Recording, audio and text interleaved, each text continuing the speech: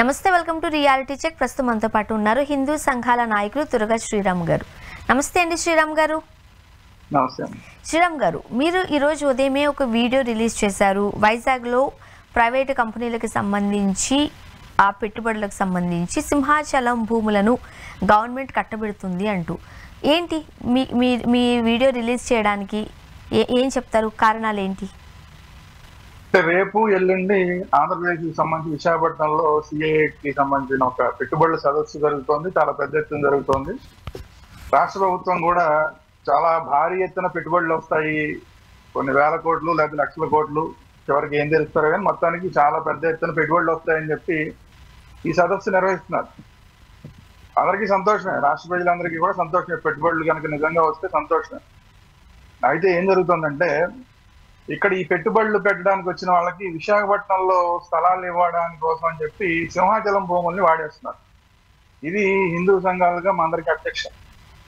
మీరు ఏదన్నా కానీ భూములు ఇవ్వదలుచుకుంటే వాళ్ళకి పెట్టుబడుల కోసం, మీకు పెట్టుబడులు రాష్ట్రానికి వస్తాయనుకుంటే రాష్ట్ర ప్రజలందరూ స్వాగతిస్తారు.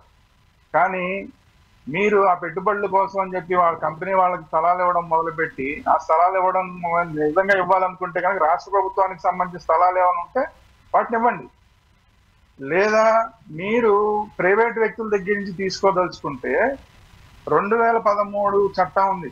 ఆ 2013 చట్ట ప్రకారం పరిహారాన్ని చెల్లించి ప్రైవేట్ వ్యక్తుల దగ్గర నుంచి తీసుకోండి. అంతేగాని దేవాలయ భూములు తీసుకోవడానికి మీకు అవకాశం లేదు. ఎందుకంటే దేవాలయాలకి మీరు కస్టోడియన్ మాత్రమే. మీరు కస్టోడియన్ కాపలాదారుగా ఉండమంటే మీరే దోచేస్తే కంచె చేసిందని చెప్పి మీరే వాటన్నిటిని వాళ్ళకి వీళ్ళకి పప్పు బెల్లాల కింద కట్టుపట్టేస్తే మేము హిందువులు ఎవరికి సమానం చెప్పుకోవాలి? ఎవరిని అడగాలి?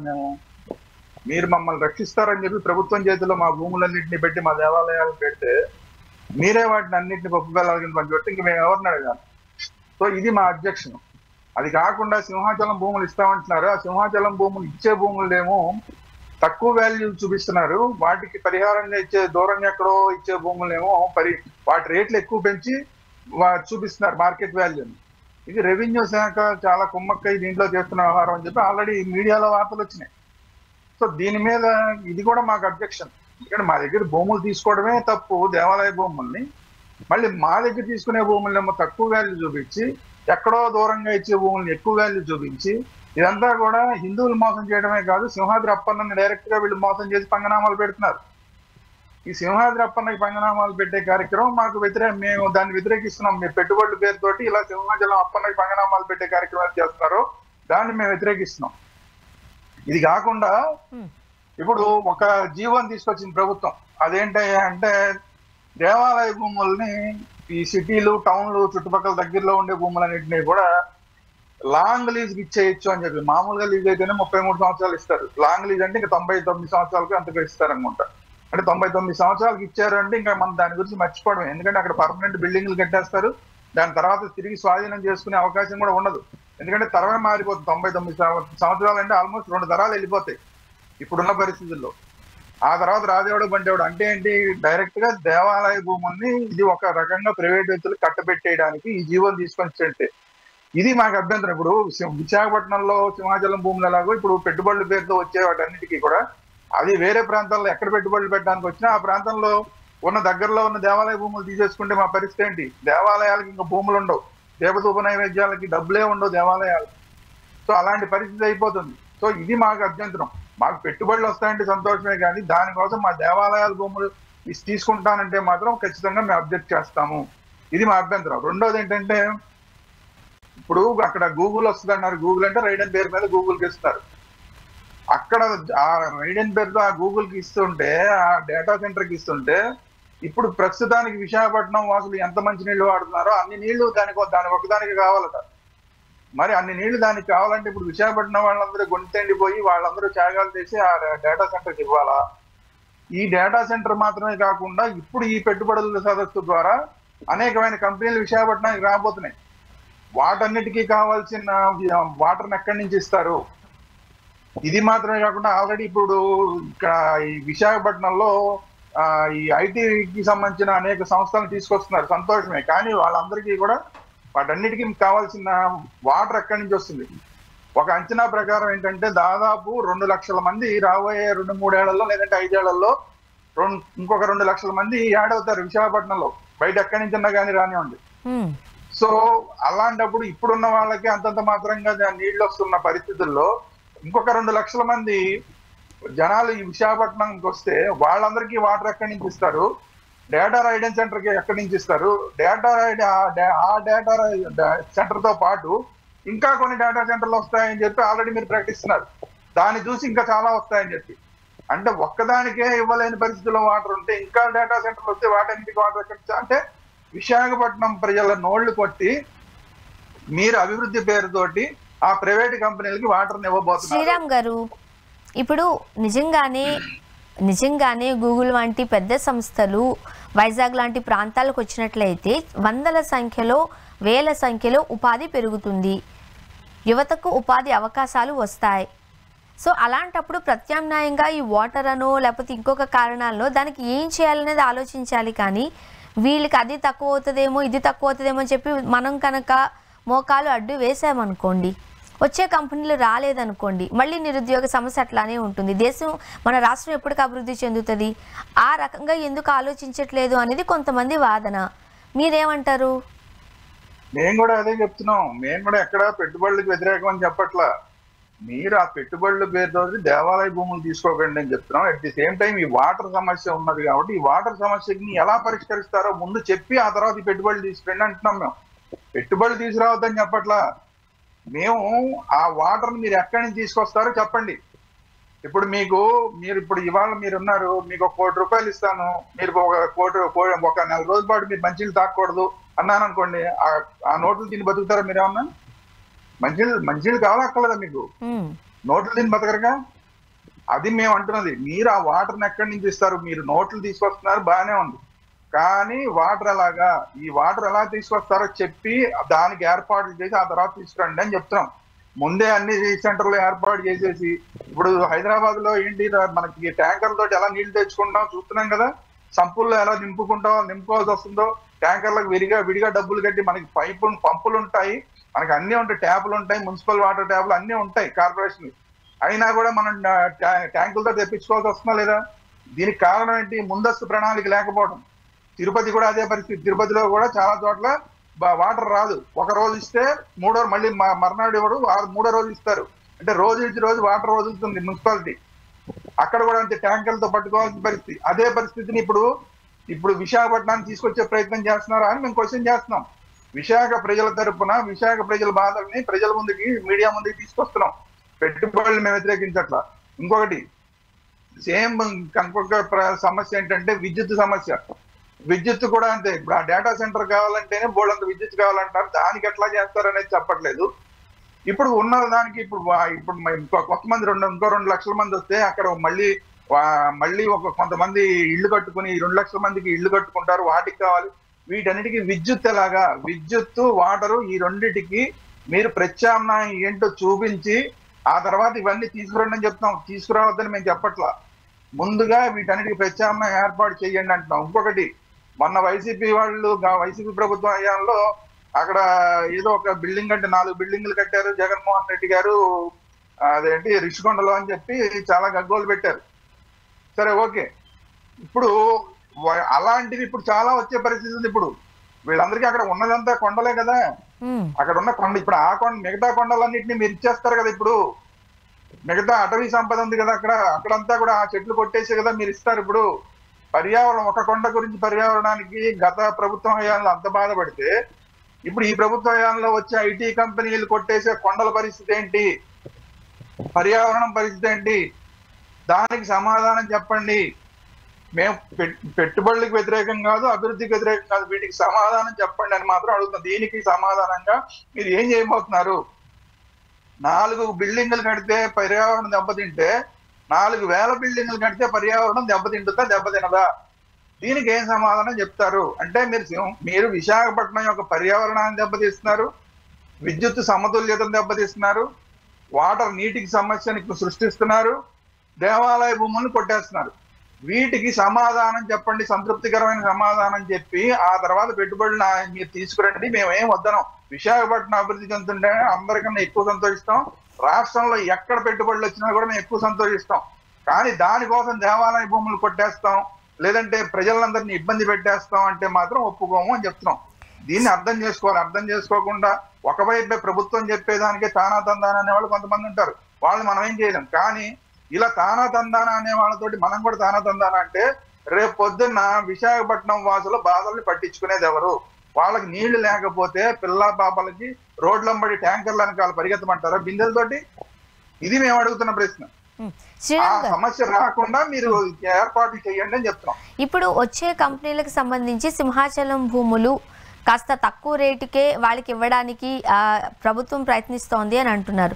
దానికి సంబంధించిన ప్రూఫ్స్ ఏమైనా మీ దగ్గర ఉన్నాయా? ఆల్రెడీ మనం మీడియాకి కూడా ఇచ్చామండి. దీనికి సంబంధించి ఆల్రెడీ పేపర్ లో కూడా వచ్చింది. దీనికి సంబంధించి పేపర్ లో కూడా వచ్చింది. అవన్నీ కూడా అందరికీ తెలిసిన విషయాలే. పేపర్ లో వచ్చిన వాటిని నేను మాట్లాడుతున్నా. సొంతంగా ఇంతవరకు ఏమైనా ఇచ్చినట్టు చూపిస్తున్నారా మీరు? మీడియాలో వచ్చిన వార్తలే చెప్తున్నా. నేను మీడియాలో వచ్చిన వార్తలనే చెప్తాను. నేను ఎప్పుడు నా సొంతంగా ఒక్క మాట కూడా మాట్లాడను. మీడియాలో వచ్చిన వాటినే నేను ప్రభుత్వ దృష్టికి తీసుకొస్తాను. మీరు ఇలా ఎందుకు చేస్తున్నారని ప్రశ్నిస్తున్నాం. తర్వాత ఆల్రెడీ ఆ జీవో రెండోది నేను లాంగ్ లీజ్ జీవో అని చెప్పింది కూడా ఆల్రెడీ అది మీడియాలో వచ్చింది. ఇప్పుడు సోషల్ మీడియాలో సర్క్యులేట్ అవుతుంది. అవన్నీ ఆల్రెడీ మీకు పంపించాము. ఇంకోసారి పంపించమంటే కూడా ఆ జీవో పంపిస్తాను, లేదంటే ఆ పేపర్ కటింగ్స్ పంపించమంటే పంపిస్తాను. ఆల్రెడీ మన వాళ్ళకి పంపించడం కూడా జరిగింది. సో అంటే నేనేం చెప్తానంటే ఏదైనా సరే నా సొంతంగా నేను ఏది సృష్టించి మాట్లాడను. కేవలం మీడియాలో వచ్చిన వాటి ఆధారంగా ప్రభుత్వం దృష్టికి, ప్రజల దృష్టికి దీనివల్ల వచ్చి ఇబ్బందులు ఏంటి, ఇప్పుడు హిందూ సంఘాలు పడుతున్న బాధ ఏంటి, ఇప్పుడు సింహాచలం భూములకి జరుగుతున్న అన్యాయం ఏంటి, వీటి గురించి మేము మాట్లాడుతున్నాం. ఇప్పుడు కూటమిలో భాగంగా బీజేపీ కూడా ఉంది. బయట వ్యక్తులుగా ఒక ప్రైవేట్ దానికి సంబంధించిన విధంగా మీరు మాట్లాడడం వేరు, ప్రభుత్వంలో ఉన్న వ్యక్తులు, ప్రభుత్వానికి సంబంధించిన వ్యక్తులు మాట్లాడిన విధానం కావచ్చు, లేదా స్పందించే విధానం కావచ్చు, అది కాస్త డిఫరెంట్గా ఉంటుంది. కూటమిలో భాగంగా బీజేపీ ఉంది. సనాతన ధర్మాన్ని భుజానికి వేసుకున్న పవన్ కళ్యాణ్ గారు అదే కూటమిలో భాగంగా ఉన్నారు. మరి వాళ్ళు ఎందుకు వాయిస్ వినిపించట్లేదు? అదే కదా మా బాధ. దీన్ని కూడా నేను మాట్లాడడం జరిగింది. ఎందుకని మీరు మాట్లాడలేదు? మేమే ఇంత మాట్లాడుతుంటే మీరు బాధ్యత కలిగిన పదవుల్లో ఉన్నవాళ్ళు మీరు మాట్లాడాలి కదా. అన్కాంప్రమైజ్ సనాతన అన్నారు పవన్ కళ్యాణ్ గారు. నిన్న కూడా లడ్డూ గురించి మాట్లాడారు. లడ్డూ గురించి మాట్లాడారు కానీ లడ్డూలు తిన్నట్టు ఇప్పుడు సింహాచలం భూములు తినేస్తుంటే వాటన్నిటి పక్క ఆధారి పట్టించేస్తుంటే దీని మీద ఎందుకు మాట్లాడరు పవన్ కళ్యాణ్ గారు అని మేము ప్రశ్నిస్తున్నాం.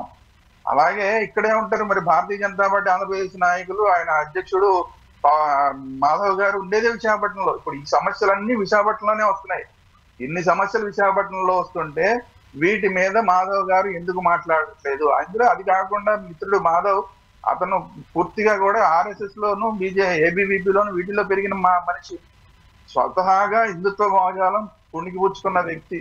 అట్లాంటి వ్యక్తులు కూడా ఇప్పుడు మాట్లాడకపోతే, కేవలం రాజకీయాల కోసం ఈ సింహాచలం భూములు పక్కదారి పడుతున్నా మాట్లాడకపోతే అసలు ఇంకెవరు మాట్లాడతారు? పదవుల్లో మీరు ఉన్నదే దానికోసం మాట్లాడదాం అని చెప్పి మీరు ఆ పదవుల్లోకి వచ్చారు. పదవుల్లోకి రాగానే రాజకీయం కోసం మాట్లాడకుండా తానా అంటే తందానా అంటే, ప్రభుత్వం ఏం చెప్తే కూటమిలో ఉన్నాం కాబట్టి తానా అంటే తందానా అంటే, ఇక హిందువులకు దిక్కెవరు? ఇక్కడే మళ్ళీ ఒక ఈ గోమాంసం బయటపడింది, గోమాంసం ప్యాకేజింగ్ బయటపడింది. దాని గురించి పవన్ కళ్యాణ్ గారు మాట్లాడరు, మాధవ్ గారు మాట్లాడరు. 184,000 కేజీల గోమాంసం ప్యాకేజింగ్ అయి బయటపడింది. దాని గురించి మాట్లాడలేదు మాధవ్ గారు, మాట్లాడలేదు ఆంధ్రప్రదేశ్ భారతీయ జనతా పార్టీ మాట్లాడలేదు, పవన్ కళ్యాణ్ గారు మాట్లాడలేదు. మీరు పైకి చెప్పేది ఒకటి చేసేది ఒకటి అంటే ఎట్లాగా? మీరు మాకు చెప్పిందేమో హిందుత్వం కోసం పనిచేస్తామని చెప్పి, హిందువుల కోసం పక్క రాష్ట్రంలో మన బండి సంజయ్ గారు అవసరమైతే తలకైతే ఎగ్గోసుకుంటాను హిందుత్వం కోసం అని చెప్తున్నాడు. ఇక్కడున్న భారతీయ జనతా పార్టీ నాయకులేమో క్విక్ కైక్ అనరు. ఇదే విశాఖపట్నంలో విష్ణుకుమార్ రాజు గారు ఎమ్మెల్యే ఉన్నాడు, ఆయన మాట్లాడు, బీజేపీ ఎమ్మెల్యే ఆయన మాట్లాడు. అంటే బీజేపీ ఎమ్మెల్యేలు మాట్లాడక, భారతీయ జనతా పార్టీ ఆంధ్రప్రదేశ్ అధ్యక్షుడు మాట్లాడక, భారతీయ జనతా పార్టీలో ఏ ఒక్కరూ మాట్లాడకపోతే అసలు భారతీయ జనతా పార్టీ హిందువుల కోసం పనిచేస్తుందని మీరు ఎలా క్లెయిమ్ చేసుకోగలుగుతారు రేపు పొద్దున? ఇప్పటి వరకు ఈ వైజాగ్ గోమాంసానికి సంబంధించి ఇష్యూకి వచ్చేసరికి 187,000 ఎక్స్పోర్ట్ అయింది ఇల్లీగల్ గా అంటూ, ఇప్పుడు అక్కడ ఉండే వాళ్ళు ఏం చెప్తున్నారు? వాళ్ళ వర్షన్ ఏంటి? ఇది వాళ్ళు చెప్పేది ఏంటంటే, ఎవరో తీసుకొచ్చి పెట్టారు, మాది శీతల గిడ్డంగి, దీంట్లో ఎవరైనా పెట్టుకుంటారు, కోల్డ్ స్టోరేజ్ ఎవరైనా ఏదైనా పెట్టుకుంటారు, అదంతా మేము ఇప్పుడు చూడండి ఎవరో పొరపాటును పెట్టారు అని తప్పించుకునే ప్రయత్నం చేస్తున్నారు. అయితే వాస్తవంగా ఏంటంటే దీని వెనకాల ఒక టీడీపీ ఎమ్మెల్యే ఉన్నాడు, ఆ బాపట్ల ప్రాంతానికి సంబంధించిన ఒక ఎమ్మెల్యే, అతనికి సంబంధించిన అతని అనుచరుడే ఇప్పుడు ఇక్కడ ఉన్న ఈ కోల్డ్ స్టోరేజ్ నడిపే అతను అని చెప్పి వార్తలు వచ్చినాయి. దీని మీద వాస్తవాలు ఏంటనేది ప్రభుత్వం మాట్లాడాలి కదా.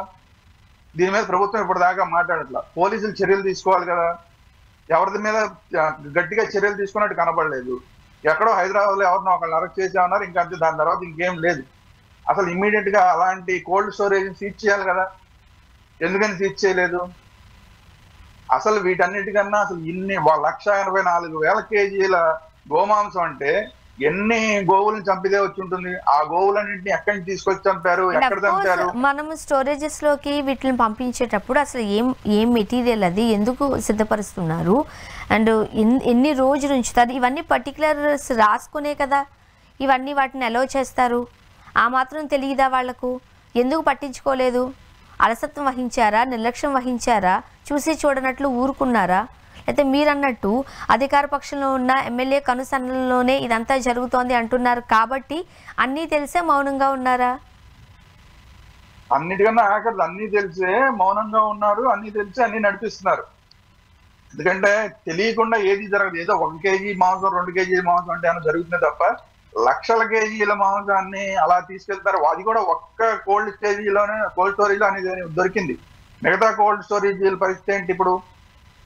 వాటన్నిటిలో అసలు ఎన్ని పెడుతున్నారు అంటే ఎన్ని గోవుల్ని చంపుతున్నారు? ఈ గోవులన్నింటినీ ఎక్కడి నుంచి తీసుకొచ్చి చంపుతున్నారు? ఎక్కడ చంపుతున్నారు? ఎక్కడ వీటన్నిటిని ప్యాకేజింగ్ చేస్తున్నారు?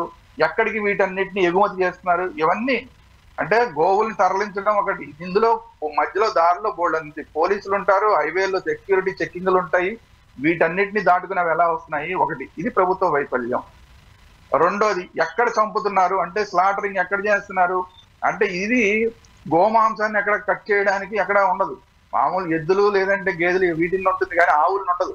సో ఆవుల్ని అసలు లైసెన్స్డ్ ఎక్కడ ఉన్నాయి, ఎక్కడ లేకుండానే చేస్తున్నారంటే అంత తప్పు జరుగుతున్నా కూడా పట్టించుకోవట్లేదంటే ఇది ప్రభుత్వ వైఫల్యం. ఆ తర్వాత వీటన్నిటిని ఎవరికి తెలియకుండా కోల్డ్ స్టోరేజ్ లో పెడతారు, అక్కడ ఇంటెలిజెన్స్ వైఫల్యం. ఇవన్నీ కాకుండా వీటిని ఎగుమతి చేస్తున్నారు అంటే అంటే వైజాగ్ షిప్ యార్డ్ నుంచి చేస్తున్నారా లేదంటే వేరే ఎక్కడి నుంచైనా చేస్తున్నారా?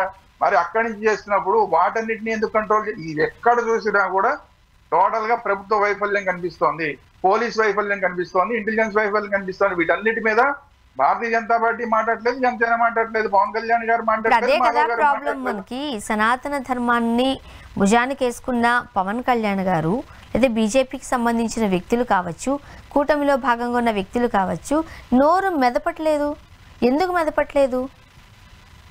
రాజకీయం అండి, రాజకీయం ఎట్లా కొట్లా. ఇప్పుడు 5 సంవత్సరాలు గడుపుతారు, మళ్ళీ ఇంకా అసలు పవన్ కళ్యాణ్ గారు ఏమంటారు ఇంకో 15 సంవత్సరాలు కూడా గడుపుతాం మేము ఇదే కూటమితో అంటున్నారు.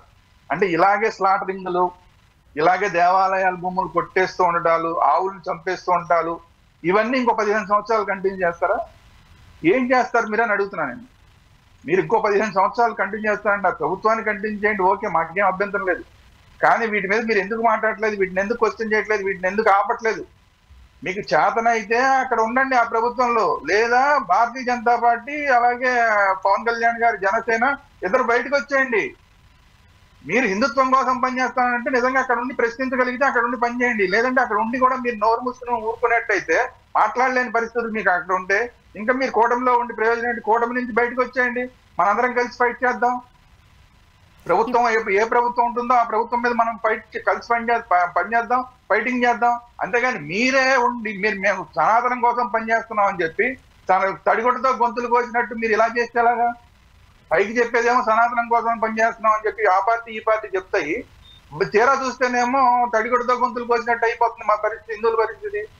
సో ఇది కదా మా బాధ. అందుకనే మేము మీరు నిజంగా చేయగలిగితే అక్కడ ఉండి చేయగలిగితే ప్రశ్నించండి, వాటిని ఆపండి. లేదా మీరు ప్రశ్నించలేము, మేము ఆపలేమంటే బయటకు వచ్చేయండి, బయటకు కూటమిలోంచి బయటకు వచ్చేయండి, మేము మీతో కలుస్తాం, మనందరం కలిసి ఫైట్ చేద్దాం. ఇప్పుడు ఎన్డీఏ అధికారంలో ఉన్న రాష్ట్రంలోనే యథేచ్ఛగా ఇలా ఎగుమతి జరుగుతోంది. అయితే మరి మిగతా రాష్ట్రాలలో పరిస్థితి ఏంటి? పట్టించుకునే నాదుడెవరు?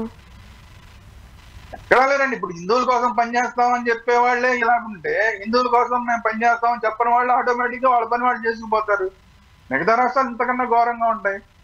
అందుకే నేను అంటున్నా, ఎవరిని అడగాలి? మేము మిమ్మల్ని నమ్మాము, మిమ్మల్ని నమ్మి మీరు సనాతనం కోసం పనిచేస్తామంటే మిమ్మల్ని అందరం ఎక్కిచ్చాము. అందరం ఎక్కించిన తర్వాత మీరు సనాతనం గురించి పట్టించుకోకపోతే ఇంకా ఏంటి పరిస్థితి? అంటే నమ్మించి గొంతులు కొయ్యడం అంటారు కదా, అది ఆ పని చేస్తున్నారా మీరు? ఓట్లు అడిగేటప్పుడు ఒక రకంగా, ఓట్లు అడిగి మీరు కూటమిలోకి వచ్చేసిన తర్వాత, అధికారంలోకి వచ్చేసిన తర్వాత ఒక రకంగా పనిచేస్తారా? ఇది మేము అడుగుతున్నాం. ఒక పోనీ పక్క రాష్ట్రంలో బ్రహ్మాండంగా పనిచేస్తున్నారు కదా, భారతీయ జనతా పార్టీ నాయకులు బ్రహ్మాండంగా ఫైట్ చేస్తున్నారు. ఇక్కడ ఏమి ఫైట్ చేయరు, దేవాలయాల కోసం పనిచేయరు, దేవాలయ భూముల కోసం పనిచేయరు, గోవుల కోసం పనిచేయరు, ఇంకా దేనికోసం పనిచేస్తారు మీరు? మీ అధికారం కోసమా? మీకు ఉన్నది ఒక మంత్రి పదవి, ఒక్క మంత్రి పదవి కోసం అంత తాపత్రయపడాలా మీరు? ఇది మా ప్రశ్న. అండ్ మరో పక్క ఏపీలో ఉగ్రవాదుల లింకులు ఉన్నాయి అంటూ కూడా అనుమానాలు వ్యక్తమవుతున్నాయి.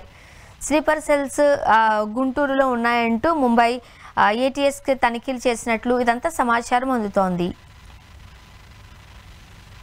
అవును, ఇప్పుడు దేశవ్యాప్తంగా జరుగుతున్న సమస్య ఇది. దేశవ్యాప్తంగా కూడా ఇప్పుడు ఇక్కడ ఇంకొక విషయం ఏంటంటే, తీవ్రవాదానికి మతం లేదంటారు, కానీ ఒకే మతానికి సంబంధించిన వాళ్ళు తీవ్రవాదులుగా మారుతున్నారు. మీరు పైనుంచి ఇవాళ వచ్చిన కేసు పైనుంచి కిందాక చూసుకోండి, ఎవరిని చూసినా ఒకే మతానికి చెందిన వాళ్ళు. ఎందుకు జరుగుతుంది ఇలాగా? దీని మీద ఆలోచించాలి కదా, దీని మీద జాగ్రత్త పడాలి కదా. ఎందుకని జాగ్రత్త పడలేకపోతున్నాం? హైదరాబాద్ ఓల్డ్ సిటీలో ఎంతమంది రోహింగ్యాలు ఉన్నారో, ఎంతమంది ఇలాంటి యాంటీ నేషనల్స్ ఉన్నారో లెక్కే లేదు. పోలీస్ శాఖ ఎందుకు పట్టించుకోలేకపోతుంది? ఇలాంటి సంఘటన జరిగిన తర్వాత ఆ లింకులన్నీ హైదరాబాద్కి వస్తున్నాయి. అప్పుడు మరి పరిగెట్టి ఎవరో ఒకళ్ళనిద్దరు పట్టుకుంటున్నారు. ఆ రిసిన్ అని చెప్పి చాలా పెద్ద విషయాన్నే కలిపేద్దామని ప్రయత్నం చేశారు. ఎన్ని వందల మంది చనిపోయేవాళ్ళు. ఎందుకని మీరు జాగ్రత్త పడలేదు? ఇప్పుడు దానికి మూలాలు ఇప్పుడు గుంటూరులో ఉంటున్నాయి అంటున్నారు. ఎక్కడైనా గుంటూరులో కూడా మీరు చూసుకుంటే ఈ ఆంధ్రప్రదేశ్ లో గుంటూరు మాత్రమే కాదు, గుంటూరు, కాకినాడ, విశాఖపట్నం ఇలాంటి అనేక ప్రదేశాల్లో పాకిస్తాన్ కు అనుకూలమైన నినాదాలు చేశారు, పాకిస్తాన్ అనుకూల జెండాలు ప్రదర్శించారు. అయినా కూడా చర్యలు తీసుకోకుండా తూతూ మంత్రంగా మాత్రమే చర్యలు తీసుకుంటున్నారు. దీనికి కారణం ఎవరు? పోలీస్ శాఖ నిర్లక్ష్యం కదా. ఇప్పుడు మూలాలు బయటపడినాయి, గుంటూరులో పడినాయి అంటే రేపొద్దున గుంటూరు మాత్రమే కాదు, విశాఖపట్నంలో ఉంటాయి మూలాలు, కాకినాడలో ఉంటాయి, అనంతపురంలో ఉంటాయి, విజయనగరంలో ఉంటాయి. ఎక్కడ లేవు? విజయనగరంలో ఆల్రెడీ పట్టుకున్నారు తీవ్రవాదుల్ని, అనంతపురంలో పట్టుకున్నారు తీవ్రవాదుల్ని, రాయచోటిలో పట్టుకున్నారు తీవ్రవాదుల్ని, ఇప్పుడు గుంటూరు అంటున్నారు. కాకినాడలో ఆల్రెడీ పాకిస్తాన్ అనుకూల జెండాలను, పాలస్తీనా జెండాలను ఎగరేస్తే ఏమాత్రం చర్యలు తీసుకోవాలి. అక్కడ ఎంతమంది ఉన్నారో తెలియదు. విశాఖపట్నంలో ఆ పాకిస్తాన్ జెండాలు, పాలస్తీనా జెండాలు ఎగరేశారు, అక్కడ చర్యలు తీసుకోలేదు. అంటే తప్పు ఎవరి దగ్గర ఉంది? తప్పు ప్రభుత్వాలు చేస్తున్నాయి. మైనారిటీ అప్పీజ్మెంట్ పాలసీ తోటి ఈ ప్రభుత్వాలు చేస్తున్న రాజకీయ విధానం ఏదైతే ఉందో అది ఇప్పుడు ప్రజల ప్రాణాల మీద చేస్తుంది. ఇప్పుడు ఎక్కడ చూసినా కూడా వీళ్ళే అందరినీ చంపేయడానికి ఒక చోట బాంబులు పెడతారు, ఒక చోట ఏమో విషం పెట్టేస్తారు, ఇంకో చోట ఇంకో రకంగా చేస్తారు, లవ్ జిహాదులు చేస్తారు, రకరకాల లవ్ జిహాద్ మాత్రమే కాదు, రకరకాల జిహాదులు, ట్రైన్ జిహాదులు, ఇంకా ఫుడ్ జిహాదులు, ఒకటేంటి చెప్తుంటే 100 పైన జిహాదులు ఉన్నాయి. ఇవన్నీ చేస్తున్నారు. చర్యలు తీసుకోవాల్సిన ప్రభుత్వాలు మైనారిటీ అప్పీజ్మెంట్ పాలసీ, ఇంకా మేము హిందువుల కోసం పనిచేస్తామని చెప్పేవాళ్ళు కూడా అలా చేయట్లేదు. దీని అంతటికి కారణం ఏంటి? వాళ్ళకి తేలికైపోతుంది. వీళ్ళందరూ ఊరికే రాజకీయ నాయకులు మన ఓట్ల కోసం మన జోలికి రారు, మన ఉన్న ప్రాంతానికి రారు, మన మీద నిఘా పెట్టరు అని చెప్పి ఇష్టారాజ్యంగా చేస్తున్నారు. ఇప్పుడు ఈ విజయనగరంలో ఈ బాంబులు తయారు చేసే మెటీరియల్ అంతా ఇది మనం చూసాం, కొన్న వ్యక్తులు ఇవన్నీ మళ్ళీ హైదరాబాద్లో అరెస్ట్ చేశారు. అంటే అప్పటికప్పుడు మాత్రమే ఈ విషయాలకు సంబంధించి కాస్త సీరియస్నెస్ కనిపిస్తోంది, కానీ అసలు వీళ్ళు ఎక్కడ ఉన్నారు, ఏం జరుగుతోంది, స్లీపర్ సెల్స్ ఉన్నారు అని అంటే వాళ్ళు ఎప్పటి నుంచి ఉన్నారు, వాళ్ళ వివరాలు ఏంటి, ఇవన్నీ కనుక్కోవడంలో మన ఇంటెలిజెన్స్ వర్గాలు ఫెయిల్ అవుతున్నాయని ఏమైనా అనిపిస్తుందా మీకు? ఫెయిల్ అవడం కాదండి, ఇంటెలిజెన్స్ చాలా బాగా పనిచేస్తుంది. చాలా బాగా పని చేయకపోతే విజయనగరంలో అది జరగకముందే పట్టుకోరు. ఇప్పుడు ఈ ఢిల్లీలో బాంబు పేలుడు కూడా అది ఒక చోట నుంచి ఒక చోటకి తరలిస్తూ, అంటే ఆల్రెడీ దొరికిపోయారు. ఇక్కడ హైదరాబాద్ లో ఆ లింకులు దొరికిపోయినాయి. ఆ రిసిన్ విషయాన్ని తయారు చేసిన అతను దొరికిపోయాడు.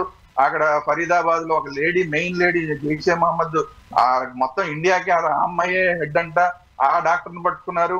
అలాగే కాశ్మీర్ లో పట్టుకున్నారు. ఈ లింకులన్నీ దొరికిపోయినాయి. దొరికిపోయేసరికి ఇంకేం చేయాలో తెలియని పరిస్థితిలో ఫ్రస్ట్రేషన్ లో అప్పటికప్పుడు తీసుకున్న నిర్ణయంతో అతను బ్లాస్ట్ చేసుకున్నాడు. ఇలాంటివి మనం ఎవరో ఏం చేయలేం. కాకపోతే ఏంటంటే మన ఇంటెలిజెన్స్ పటిష్టంగా ఉంది కాబట్టి ఇంకా పెద్ద నష్టం జరగలేదు. ఒక దగ్గర జరిగింది, అదే కనుక ఆ రోజు అక్కడ జరగకుండా ఉంటే అది 200 బాంబులు పైన తయారయ్యేవి. ఆ కారులో ఉన్న దాంతో 200 బాంబులు పైన తయారయ్యి రేపు డిసెంబర్ 6వ తారీఖు ఢిల్లీ మొత్తం పేలేవి. అది అంత పెద్ద నష్టాన్ని మనం నివారించగలిగాం. ఇప్పుడు ప్రతి మనిషికి ఒక ఇంటెలిజెన్స్ మనిషిని పెట్టలేరు, ప్రతి మనిషికి ఒక పోలీసుని పెట్టలేరు. ఇంటెలిజెన్స్ వ్యవస్థ చాలా బాగా పనిచేస్తుంది కాబట్టి గత 11 సంవత్సరాల్లో ఎప్పుడు కూడా ఢిల్లీలో బాంబు పేలుళ్ళు జరగల.